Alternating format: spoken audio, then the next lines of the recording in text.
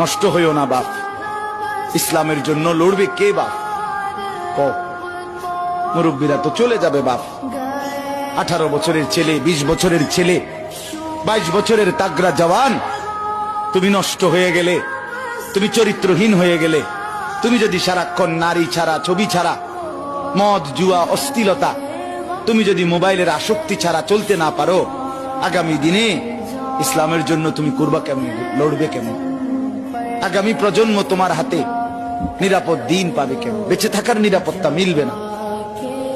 বেঁচে থাকা 53 বছর বাংলাদেশের বয়স, 53 বছরের সমাজে বেনামাজির সংখ্যা যদি এত বেশি হয়, 53 বছরের ভিতরে মোবাইলে আসক্ত যুবকের সংখ্যা যদি এত বেশি হয়, 53 বছরের ভিতরে বেপর্দা নারীর পরিমাণ যদি এত বেশি হয়, এত মসজিদ মাদ্রাসা চারদিকে থাকার পরেও যদি এই মসজিদ মাদ্রাসা ষড়যন্ত্রের কারণে কমে যায়,